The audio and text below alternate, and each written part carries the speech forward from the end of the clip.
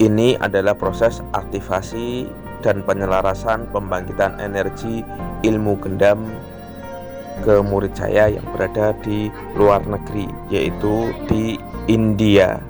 Oke.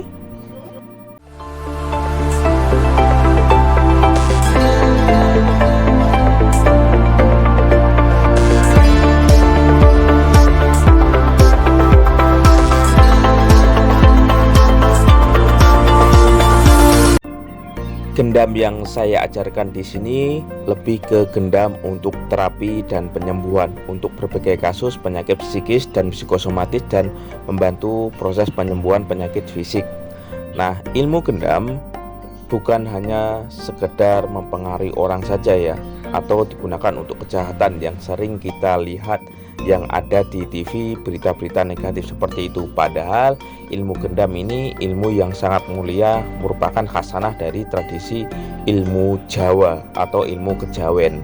Dan ilmu gendam, misal ini gendam sirep ya, ilmu sirep. Nah, ilmu sirep ini dulu digunakan untuk membantu proses agar anak itu tidur ya. Zaman dulu ada anak yang rewel ketika lahiran atau masih kecil. Nah, itu kan ada anak yang tidak tidur sampai larut malam, sehingga orang yang menjaganya kecapean, terutama ibu dan suaminya. Dan ilmu gendam sirep ini digunakan untuk menyirap anak agar anak itu tidur ya, sehingga tidurnya nyenyak dan bisa beraktivitas seperti biasa orang tuanya.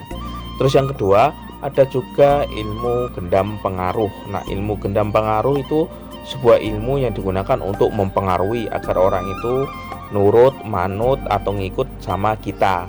Dan itu biasanya digunakan untuk membantu proses penyembuhan, untuk menenangkan suatu kondisi, misal kesurupan atau orang dalam gangguan penyakit kejiwaan.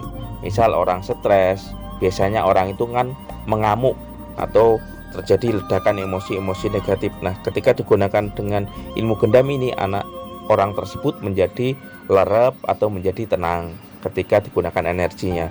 Terus yang ketiga, ada juga ilmu gendam untuk menghentikan kebiasaan buruk. Misal kalau di ilmu Jawa ada namanya ilmu sapeh, yaitu ilmu untuk menghentikan anak agar berhenti menyusu kepada ibunya. Dan ilmu ini juga digunakan ketika energinya dikirim kepada anak tanpa menggunakan sugesti, lebih ke energi ya, lewat makanan atau lewat minuman yang disukai anak. Nah, sehingga anak itu berhenti menyusu kepada ibunya. Dan inilah yang kita pelajari di ilmu-ilmu gendam, khususnya di gendam terapi atau gendam kvantumagnetisme dari Yusuf Aditya, Padepokan Ilmu Hipnotis. Jadi tujuannya lebih ke mulia ya, selain untuk sebagai pengganti hipnoterapi, karena hipnoterapi itu untuk proses kebiasaan-kebiasaan negatif. Nah, ilmu gendam ini bisa digunakan untuk itu. Contoh tadi ilmu sape anak itu kan untuk menghentikan kebiasaan agar anak itu berhenti netek atau berhenti menyusui kepada ibunya. Oke, bagi Anda yang ingin mempelajarinya, silakan Anda hubungi nomor yang ada di video ini.